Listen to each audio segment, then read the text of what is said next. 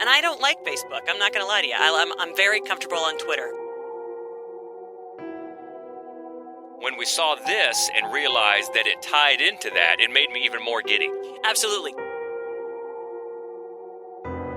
The scariest part of this movie to me is the one guy in the tent.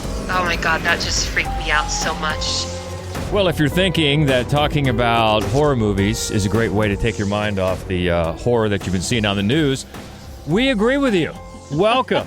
This is the Fright Club Podcast. We're glad you're here. She is Hope Madden. He's George Wolf. And we are from madwolf.com, and we are back after last time doing it live and talking about the best of 2020, trying to ring out a horrible year by talking about some good points. And we found some, not only our favorites, our actual list. We got it down to, how many did we get it down to, 10? We got it down to 10, although I think we mentioned about 23. Yeah, and had some great comments along the way. It's always fun to do a live Facebook event because we get that live interaction that, of course, we're missing when we used to do it out live in front of an audience, which we hope to get back to sometime soon. But it's great to see all the comments pop up on screen and see everybody's faces and get reacquainted that way. And everybody, as always, had some great recommendations. Even if we didn't maybe agree, it was great to see him chime in. It was. I think my favorite was the conversation around the movie The Lodge, because it quickly deteriorated in comments to their Thanksgiving rituals Yeah. and the decorations and things like that. And, of course, the terrible, terrible dad, just the dumbass dad. So that was always fun. But the comments are always so much fun. Well, I always love when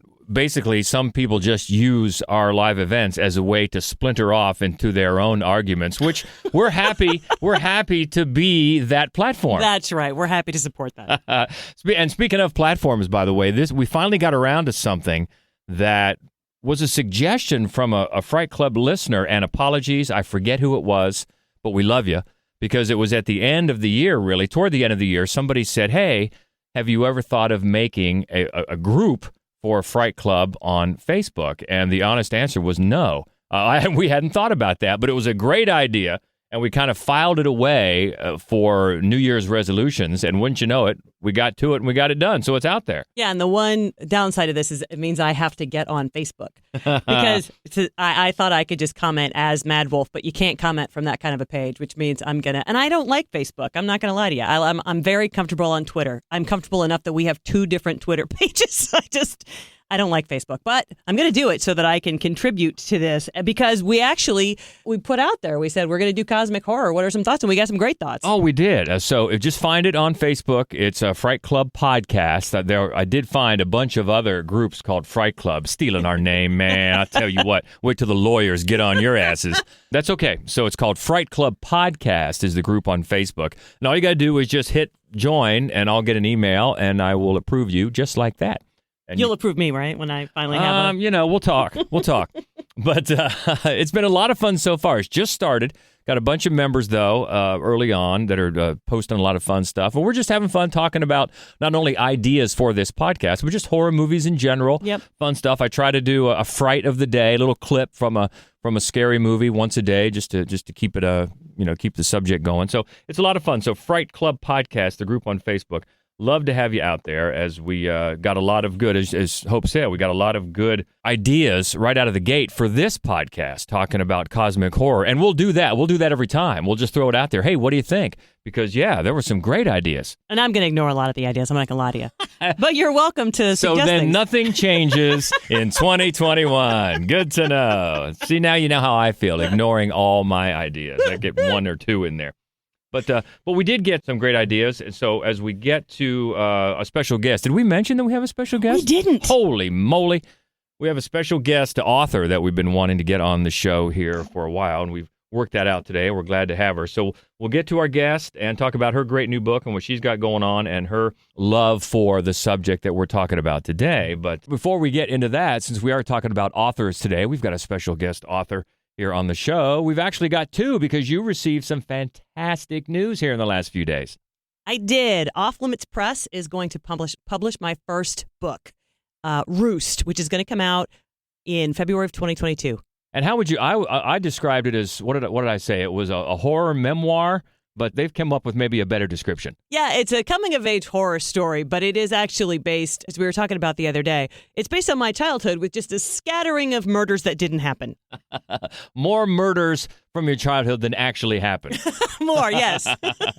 That's really exciting. So we couldn't wait to share that news. And congratulations again to Hope. And actually, Off Limits Press, you're going to join the stable of authors that includes our special guest today as well. That's right. And it's a great group, and I'm really proud. Yeah, some great books in there. So, and one coming February of 2022. So more details about that when it gets closer. But yeah, congratulations again. So we get into talking about cosmic horror. You want to start out with the stuff you considered that didn't make the list, or just introduce our guest? Well, we could kind of do both, because when we talked with Hailey Piper, who's the author of a great new book called The Worm and His Kings, we talked about what would be a good topic, what would be a topic she'd be interested in discussing. And we actually hashed out several options, all of which we will eventually do, George, because one of them, because the book is set in New York City, was New York City horror. And it turns out really quickly, I thought of like 20 really excellent movies. So we will eventually do some of the others, but we landed on cosmic horror, which is the type of book that this is, written by Hailey Piper. And again, thank you so much, Hailey, for joining us. Thank you for having me. Glad to do it. And first off, I got to say, I love the title of the book. I know. I was very... The Worm and His Kings. From the very first time I was seeing, because we follow Off Limits Press, which is the press that publishes the book, and we follow them. And so I had been seeing this title for weeks before I could actually get a copy of the book. It's a great title, and it's a great book. And you were telling us before we came on, it's really your first cosmic horror. This is your third book. You have a novel and a compilation of shorts coming out soon. What made you, or it just happened that as you sort of inspiration, what inspired this sort of to take this in a cosmic direction? It was mostly just kind of wanting to take it to where the story would be strongest. There were other ways it could have leaned. It could have leaned more towards occult or folk horror, just because of the people worshiping the worm in the book. But it lent itself best to the cosmic route. It lent itself best to the sense of the great terribleness of what's happening that's beyond the human characters in the book. We like it already. We like where your head's at. So you're all about the cosmic horror, which we'll talk about. It's funny because this is not our favorite. Cosmic horror for neither one of us is our favorite. But that's good though, for us to dig into something that maybe we wouldn't have otherwise without these ideas or without a guest like yourself. So that's good. So when we started digging in, what were some of the other ones that you considered before? Because we've got 6. We've got a top 6, top 5. We've got the fuzzy math, the cosmic fuzzy math. But you've got others here on the list to mention. Yeah, well, the first thing that I wanted to do is not go straight alien, right? We've done that. Even though the brilliant film Alien and the brilliant film The Thing are clearly very cosmic. They're very Lovecraft. They're very Lovecraft. And of course, most of the stuff on here leans heavily Lovecraft. But I didn't want it to just be sort of alien stuff. I wanted it to be something that was more like mind-bendy, time travel, parallel universe, old ones. I just wanted it to be a little bit more than just alien invasion. And there are there are a million really, really good movies and movies that are worth checking out. One of them that didn't make the final list that I don't think a lot of people have seen that I want to recommend is called Final Prayer. It's great. And it starts off, you think it's a different kind of film entirely. And then it really pulls the rug out from under you. And it's just fascinating. It's an Irish movie. Not a lot of people saw it. And there are a couple of others that were obvious potential choices. The Void, which is a lot of fun. From Beyond, which is also a lot of fun. Color Out of Space, an obvious choice because it is Lovecraft. And it's Nicolas Cage, who tends to be sort of cosmic and horrific no matter what he's making. I say that with love. Cabin in the Woods, I thought was that was really on the short list for a while. And then Call of Cthulhu, and really anything by the Lovecraft Society. Nathan, a friend of ours, lent me a bunch of Lovecraft Society DVDs at one point. He came to one of the live events because I had not seen enough Lovecraft, and they really are fun and loving the way they're put together. And then there were some recommendations from the group that didn't make it. Jamie wanted Jason X on there. I reviewed the film Jason X when it came out, and I remember my positive comment being that David Cronenberg is in it. That's it. Yeah. Katie wanted Life Force, which is a fun movie, but I think Life Force there's a cult out there for Life Force. It's because that woman is naked the entire film. Well, that could be part of it. Yeah, that has something to do with it. Die Monster Die. Dave wanted to see the Dunwich Horror. It was Mason had a whole list. He had his own podcast ready to go, and one of them was Dunwich Horror. And then Daniel Schlocketeer, he recommended Under the Skin, which is a brilliant, amazing film. I don't personally see it as horror, so it did not make this list, but it is a great movie that everybody should see. That's interesting. I mean, I understand how some people wouldn't. It's very sci-fi, very cosmic. I probably still would consider it horror, though, especially for the end. But that's up to you. Okay. Those are good recommendations. Any others, Hailey, that you thought of before we get into it that we didn't mention? I think you named all of them. We did name a lot. We did. That's the strategy. If you name them all, then you're safe. It's the old CYA. Okay. So you want to dive in then to our top 6, top 5, and I'm always glad to talk about this because I can really poke the knife in and say that Hope doesn't like this movie, although she does. Although this is one of the ones that I like more. And this is from 1987. A woman discovers the newly resurrected, partially formed body of her brother-in-law. She starts killing for him to revitalize his body so he can escape the demonic beings that are pursuing him after he escaped their sadistic underworld. It's Hellraiser. Hellraiser. Beyond any terror you have imagined. A nightmare. No. Unlike anything you have witnessed. Is born. Because within these walls, the unholy is unleashed. Hellraiser, a film by Clive Barker. We'll tear your soul apart. When we were talking about this before we were taping, Hailey, you were happy to see this make the list. You said a lot of people think about it as supernatural, but you agree that it is cosmic in its horror and that it always had a big effect on you. Yes, this movie's had an influence on me since I was a teenager. Because a lot of people see it as supernatural or occult. They see it as like hell, demons, and I know that's in the title, but I think that's just the way that a lot of us look at the world. The way I've always seen this movie is just this suggestion that there are other worlds hiding around us, like they're reachable through our walls, around the corners. They could be just, you open a closet and it's there. And all it takes is a bad music note, a wrong touch, this weird shape of an object, and it can just open up all those nightmares and wonders for you. Yeah, I agree. We've talked many times about this movie and how much I like it. I recognize looking back that, okay, it didn't have the biggest budget at the time, but I think it does a lot with what it has in the story, in the final girl, so to speak. To me, she's so much better because she's working things out intelligently. She's not just screaming and yelling. It really is, to me, is one of the best of the 80s type of horror movies like this. And of course, you get these Cenobites out of it, which are great. Pinhead has become an iconic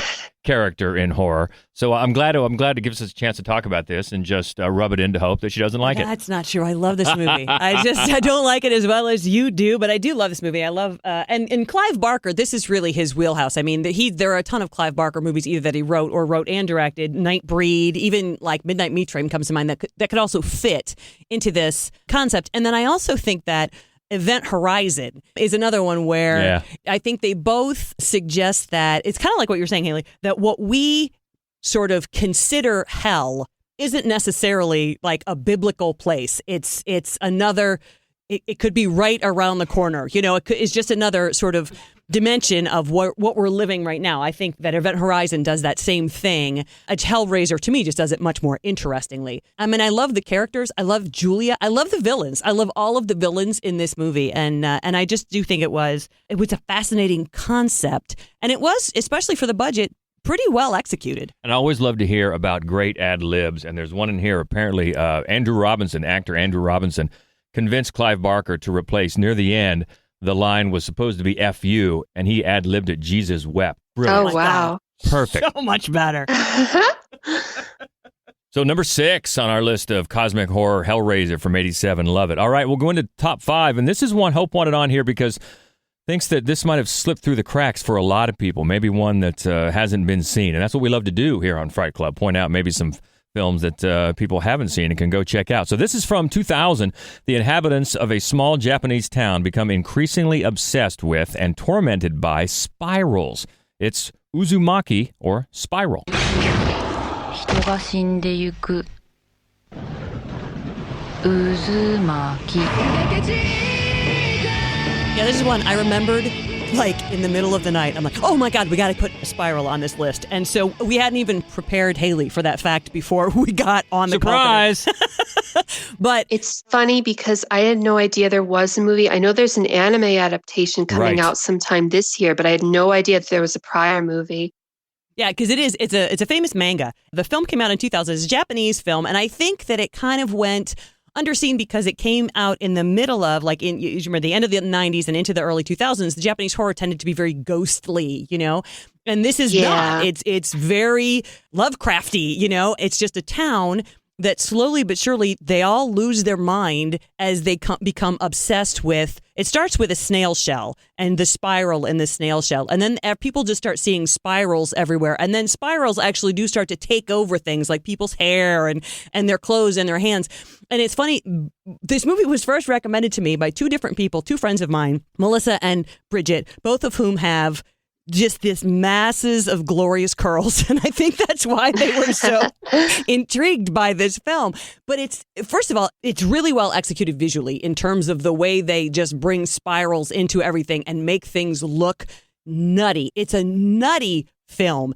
It's sometimes borderline comedy in a way that I'm not positive and is intentional, because I feel like for me, a lot of times when I watch an Asian film, I don't know whether they're trying to be funny and I don't get it, or whether they're not trying to be funny and I don't get it. Either way, it comes off and it suits this especially well. It suits this topic because everybody basically goes a little bit mad. Early on, about 5 or 6 minutes into the film, when we first see the angry cop, he looks at a wanted poster, and on the wanted poster is the image of the author of the manga, Junji Ito. Junji Ito. Yeah, exactly. And this was actually, the movie was filmed before the manga had completed its run, so it's got a different ending and different origins from the manga, which is interesting. It is interesting, and it's a fun movie. Fun enough to be at number 5 on our list of cosmic horror, Uzumaki, Spiral from the year 2000. Moving up to number 4, a classic here from 95. An insurance investigator begins discovering that the impact a horror writer's books have on his fans is more than inspirational. In the Mouth of Madness. I need to know if he's alive or dead, and I need that book. It's a setup. I just have to work out how it's set up. Kane's writing has been known to have an effect on his readers.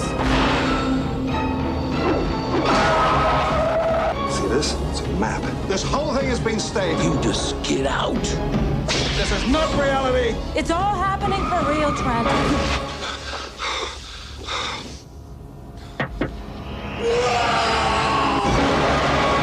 I know this book will drive people crazy. Well, let's hope so.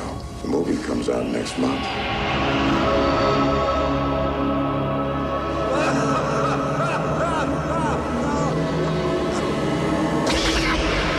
I think beyond anything else, this movie goes down in history as the feature debut of Hayden Christensen. Is that why we're talking about it? It is not. It's not? No. Actually, one of the first things that jumps out to me about this is, of course, when you're talking about an author, and so much of the author in this movie makes you think of Lovecraft. Still, though, the name, Sutter Kane. Oh, yeah. Like, how close can we get to Stephen King? Shmeven Schming should have been the name of the author.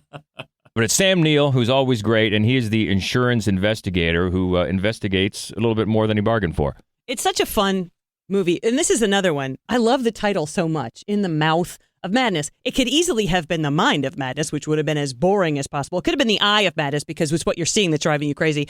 I love the title so much. And Sam Neill, we are going to have to at some point do a whole podcast on Sam Neill, because we already, right? I mean, we already mentioned Event Horizon. He's got The Omen, right? He's in one of the Omen movies. He's in Possession, which is, I think, his very best movie. It's my favorite Sam Neill movie. And it also, I thought, was maybe could possibly fit into cosmic horror. And then the Jurassic Park movies, if you want to call. I mean, he's just so great in everything. Plus, his Twitter feed is just as charming as it can be. I knew you were going to bring up the Twitter. But also, Jürgen Prochnow from Das Boot and The Seventh Sign, who plays Sutter Kane, and he has just an otherworldly sort of presence in everything where you're not sure, are you completely sinister, or are you sort of, as he was in The Seventh Sign, Messiah-like? He does. He has such a look. As soon as you saw his face, if you didn't know his name, you would think to yourself, that guy's name should be Jürgen Prochnow because it fits his face so well. But I think one of the things I like about this movie is that it's not Lovecraft. They don't adapt a Lovecraft story, but they work so many of them directly into this one town. And the idea of one town where everything happens is in itself so Stephen King. So I just love the way, it's really a Lovecraft movie, but like you said, with Sutter Kane, I love the way they pull both of them together. Of course, they were both New England writers anyway. And I think that geographically works really well. And I love more than anything, and I think it's a very sort of John Carpenter kind of idea, is not just that, this sort of unreality maybe could easily be reality, but that it somehow is also a contagion that has to do with creation and writing. I mean, the whole thing I just think is a big, very heady, mind-bendy, really fun trip into madness. That's one of the things I love with it, because before you even know what's going on, you have that part where Sam Neill is, he's reading one of Sutter Kane's books, and he's seeing the scene of the, officer beating a guy, and he sees it again, and he sees it again. It's like Sutter Kane is revising a paragraph at that moment, or trying to get it right. And just as a writer, I'm like, oh yeah, I know what that feels like. Not from sitting there watching it horrified and existing in it, unfortunately. Or just the things with a character being written out later, so nobody actually has ever heard her except for Sam Neill's character. Just little details like that just make the whole world feel so malleable. I do love that. I love that so much about this. And I love that her character says he's still writing, like she doesn't know what she's got to do next. He's still writing me. I thought that was really, really great. And I also love little horrific moments to it, like the old woman at the front desk in the hotel, and you can hear that there's something happening on the floor behind there, and then when you finally see what it is, you're like, oh my God.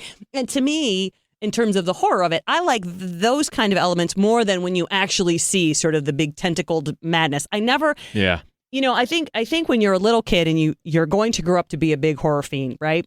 When you're a little kid, you inadvertently make a choice. You either go Poe or you go Lovecraft. And I went Poe. And so the Lovecraft... Same here. Lovecraft stuff I find interesting. I never find it scary. Poe kind of things and things that have spun off from there I find scarier. So I like all of these movies. I think they're very interesting. And I think In the Mouth of Madness is so brilliant in the way it's conceived.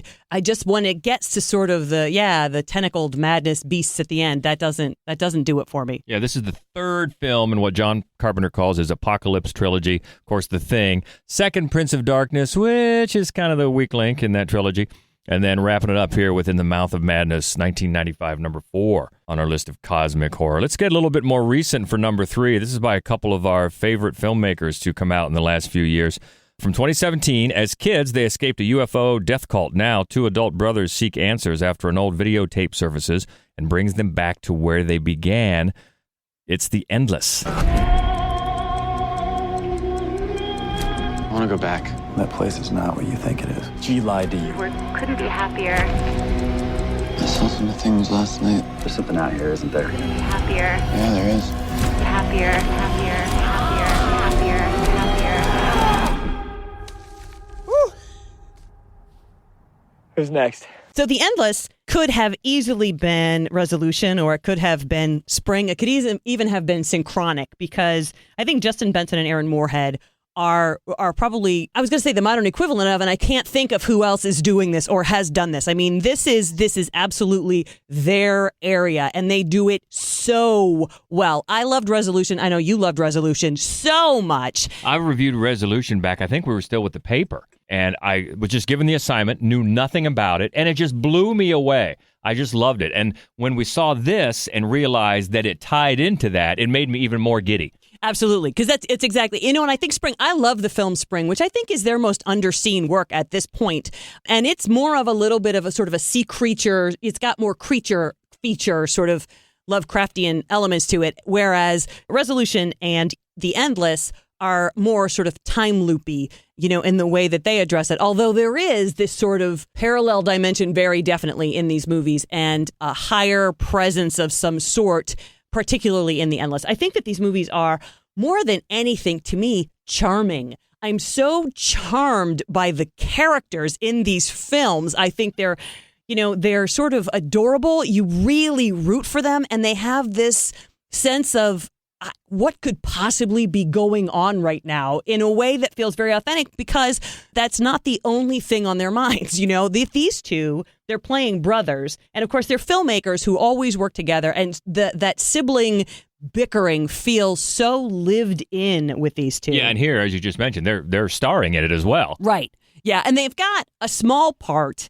in Resolution. So that's how these fit together in a universe that I just really want to keep going back to. Well, and they also fit together because we probably shouldn't spoil, since this is more of a recent movie, but something happens in this movie that directly takes it back to Resolution, which is great. And also, since we just mentioned In the Mouth of Madness, I have to say that there's the part when our boys go back to the camp and they meet Jennifer on an empty road, she leaving the area on a bicycle dressed in blue. That could be a nod to In the Mouth of Madness. Absolutely could, yeah. Yeah, I mean, they're such good filmmakers. I'm so pleased to see anything that they do. And I thought that, I don't even know that The Endless is my favorite of their four, but I thought it fit this topic the best. Hailey, you said that you watched this recently? Yeah, my wife and I watched it. I really enjoyed, like you said, the characters, and I enjoyed the existential kind of circumstances they're facing, this, before they really understand what's going on, but just this idea of, the preciousness of mortality versus what else is happening. And although the scariest part of this movie to me is the one guy in the tent. Yes, absolutely. Yeah. Oh my God, that just freaked me out so much. And even despite the horrible situation he's in, he's still just like, get out of here. Right. Don't get caught up in what the shit I'm caught in. Yeah, I think, it's funny. I think that one of the reasons this film works so well for me is that the really wild, hard to grasp sort of very cosmic elements are rooted in these really primal, very human concepts of like belonging and, fraternity. And for me personally, it starts with this anxiety that I always feel in my bones in the movie where you think you're going to try to leave this shitty hometown and you physically cannot get out. And I have those nightmares about my hometown that I'm trying to leave. And for whatever reason, nothing lets me break out of Tiffin, Ohio. That's one of the reasons that the more sort of wild elements work so well, is because you believe this group of people, regardless of how nutty the concept is or how nutty the sort of environment is. And it's also the relationship between the brothers as to this cult and the ties to it pull them apart. Yeah, it's a lovely film, really. And I would recommend watching everything they do. Yeah, very much so. And that is number 3, The Endless from 2017 on our list of cosmic horror. Moving up to number 2, another more recent movie. This is from 2018. A biologist signs up for a dangerous secret expedition into a mysterious zone where the laws of nature don't apply. Annihilation. It's something they termed the Shimmer. We've sent in drones and teams of people, but nothing comes back. But something has. You need to know what's inside. So do I.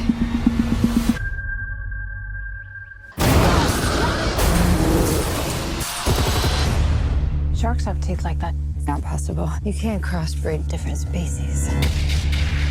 What is it? The soldiers on the last expedition.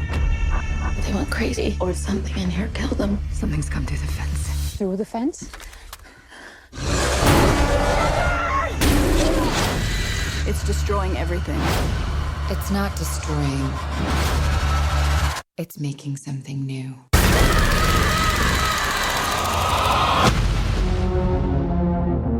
This was so cool when it came out. I know it. I'm pretty sure it ended up in our best of the year list from 2018. Definitely. But still, I get the feeling that not a lot of people have seen it. I mean, maybe more than I would think, more than certainly less than it deserves. And it's one of those, when you talk about horror, a lot of people might think, well, there's not really. And then that one scene hits, you're like, okay, all right, it's a horror movie. I feel it's horror from pretty much the start, when just from dealing with absence and grief, but then if you want to get to the more visceral stuff, the videotape of the intestines deciding they're going to be their own organism, or the bear, or just the crocodile. It's just on and on. And the climax, just like there's so much in there that, at least for me, gets under my skin. And actually, we mentioned the color out of space. Well, there's a lot of plot points that mirror the color out of space. But for me, and I remember saying this at the time, especially the end, it reminded me a lot of 2001. It really did. I think 2001 in a lot of respects can be considered a horror film and certainly can be considered a cosmic horror film. I think a lot of these movies have a lot of the same anxiety in common. And one of the things that I think this one does so well, and of course it's adapted by and then directed by Alex Garland, who wrote 28 Days Later, which is one of the greatest horror movies ever. And he wrote and directed Ex Machina, which is one of the greatest movies ever. So we love Alex Garland. And what he does here visually, I think, is just extraordinary. But what I think he does that I find interesting in this particular type of anxiety that I was mentioning is that he ends with there's an optimism or a hope here that has to do with a little bit like The Girl with All the Gifts. It has to do with, look how much better things might be if we just get rid of the human race. Well, and it's and not just the human race, but any really organism that isn't aggressive. The aggressive ones get annihilated. The ones that aren't get assimilated. And that comes through at the end with the two characters, the two humans who weren't aggressive. Yeah, I mean, it's just an interesting idea that and again, I'm not saying that I prefer this idea. I'm just saying I like a film that is not sort of worried about taking that particular perspective. And I think all of the performances here are really great. They've got, of course, I mean, an incredibly strong cast. Jennifer Jason Leigh and Tessa Thompson in support. Oscar Isaac, who's brilliant in everything, and Natalie Portman sort of as leads, so to speak. And Oscar Portman, Isaac, obviously. by the way, apparently he was filming this the exact same time he was filming The Last Jedi. They had adjacent studio lots, and he would just go from one trailer to the other and one character to the other. Wow, one of these movies. Wow, that's a lot of cosmic. A lot of cosmic. One of the things I love is just how, what's the word I'm looking for? Not benign, but just passive the infection in Annihilation is, because it's not like it's really focused on anything in particular. It's just happening. It's just happening like as a kind of area of things, the way a cloud moves. There's no presence to it. It's not trying to go after things and change them. It just does by its nature. It's a fascinating ride that has bits of horror to it. Even the jump scare, like with the bear, is kind of a jump scare. But yeah, it's just a fascinating trip. I think one of the things it does, which I don't know that you would expect from Garland, because 28 Days Later certainly doesn't do this. What I think it does, it combines in this sort of melancholy way horror and something beautiful that makes you think. It makes you sort of, it puts you in a mind where you can think, I can see why people just submit to this, And I think that, again, it's so, in many ways, the opposite of 28 Days Later, like quite the opposite of 28 Days Later, which, again, I think is just an absolutely just brilliant film. And I'm so impressed. And he wrote that from scratch. He wrote this from the series of novels by Jeff Vandermeer, the Southern Reach trilogy. So he took inspiration and content from someplace else. But I just am very impressed by his ability to sort of jump from one extreme to the other and telling somewhat similar tales. So before we get to number one, I just want to pause for a second and talk a little bit about The Worm and His Kings, because I really feel like the fans of this podcast, and in particular this particular topic, would enjoy this book. As I said, cosmic horror isn't necessarily sort of my bag. I was hooked on this book from like the first page. I was so fascinated by the concept of the tunnels, starting with the abandoned subway tunnels and then where that metaphor took us. And I loved how everything tied together, but one of my favorite things about any piece of writing is if the ending is an absolute surprise to you that you should have seen coming the whole time, but you just didn't. And that's really what this was for me. So thank you for writing it. I really, really enjoyed it. I should have a question. Thank you. So, yeah, just tell us a little bit about how the book came about. It started as the lore behind The Worm. And I wasn't sure what to do with that first. A long time ago, it was like, well, maybe I'll try writing a novel. did not work. I tried writing a short story, didn't work. And it was not really the format that was the problem so much as I needed the right character to approach the situation. That's where Monique came about. She was the right way to approach the subject. And then probably the most important thing with that is that by being the right character to approach the subject, it became her subject. The history of the worm, the lore behind it, the way the world is shaped in this really was about her in so many ways.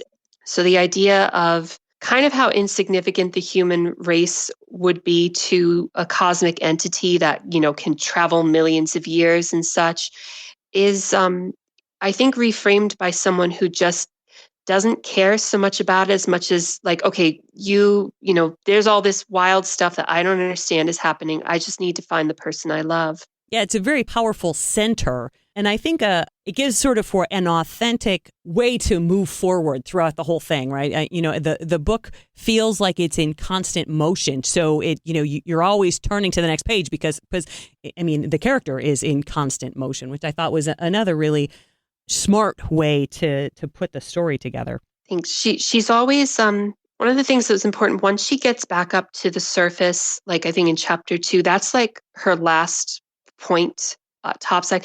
After that, every stairway, every like inclining hallway, every place, she's always moving downward, deeper and deeper beneath the city, deeper and deeper into the cult situation, the worm situation, the darkness that's hiding underneath. The Worm and His Kings, out now by Hailey Piper on Off Limits Press. So check it out as we talk about cosmic horror and move up to number 1 on our list. And this has made a few lists. It's a favorite on Fright Club. From 2007, a freak storm unleashes a species of bloodthirsty creatures on a small town where a small band of citizens hole up in a supermarket, fight for their lives. It's The Mist. What's going on? It's death. Something in the mist! Shut the doors! Shut the doors! It is time to take sides. Read the good book. It calls for blood. I promise you won't let the monsters get me. Who she's gonna sacrifice to make it all better? We want the boy. You try it. Kill him!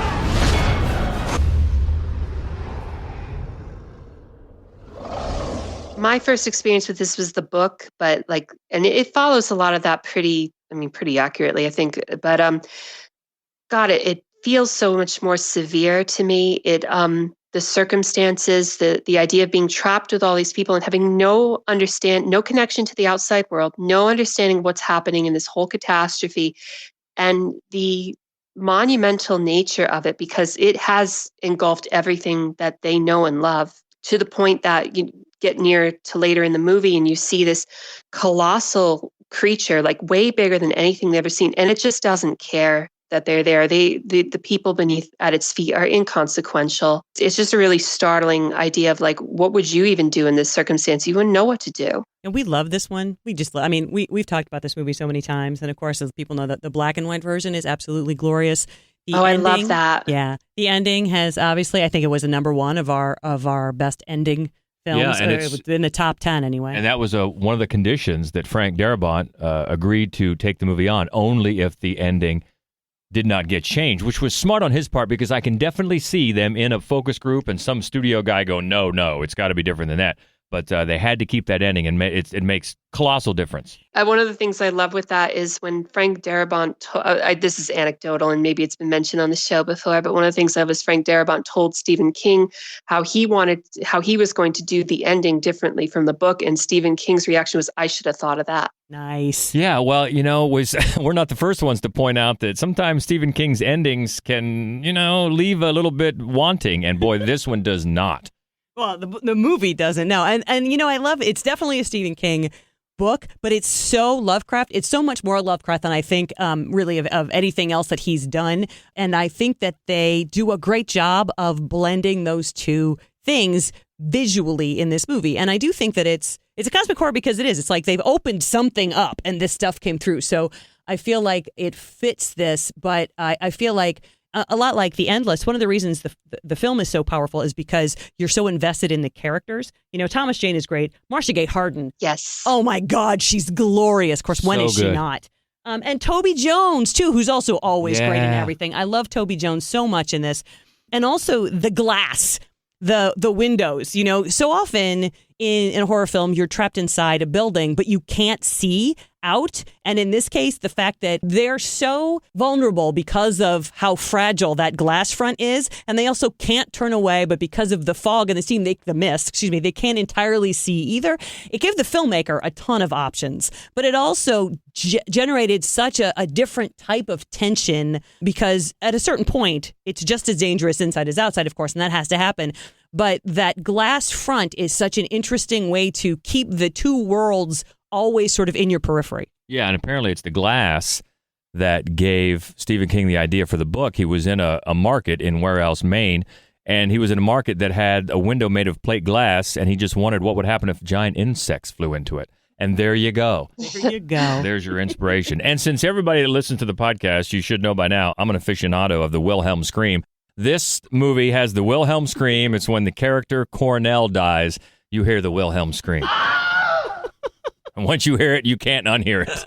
So The Mist, number 1 on our list of cosmic horror. And that is a good list. Not only a good list, but lots of other ones bubbling under, ones that we talked about that almost made it. So a lot to digest there. Maybe if you haven't seen, some to go look up and a lot to appreciate as always. And we very much appreciate our special guest, Hailey Piper, author of the book The Worm and His Kings. As we mentioned, it's out now on Off Limits Press. We thank you so much for joining in. Where can everybody find you? I am at www.haileypiper.com, and I'm on Twitter at Hailey Piper Says. Thank you so much for having me. Oh, it's a blast. We're glad to do it. Appreciate all your input. And, of course, you can find us, as always, at Fright Club Pod on Twitter. As we mentioned, the brand new Facebook group is Fright Club Podcast. Love to have you join that. On Facebook and Instagram, it is Mad Wolf Columbus, and the main website where you can find all of our written movie reviews of all the new releases and our other weekly podcast that covers all the new movie releases called Screening Room. You can always find that at madwolf.com. So the next podcast, the next one we're going to do is up for grabs. We haven't decided what it will be, so why don't we put that to the group? See if they want to throw out some ideas for our next podcast. Okay, the Fright Club Podcast group on Facebook. Yeah, love it. Let's try that. And then the one after that, we have an upcoming one in February with Jamie Ray from the Fave 5 from Fans podcast. And we're going to do one kind of dedicated to George. We're going to do one about motorcycles and horror. But also, I just want to thank Jamie, who he celebrated his first year, his 1 year anniversary with the podcast, which he co-hosted with his daughter, and they went back through all their favorite moments from all of the episodes from last year, and they said lovely things about us, and they talked about Duran Duran. So, hooray! Thank you, Jamie. Motorcycle horror, I like that. It's 36 degrees here today. Can we get the bike out? No, we can't. A little too chilly. Okay. Hailey Piper, thank you so much again. Look up Hailey and check out her book, The Worm and His Kings. And until next time, she is Hope Madden. He is George Wolf. And this is the Fright Club Podcast. Okay, Hailey, do the honors. Stay frightful, my friends. Yay!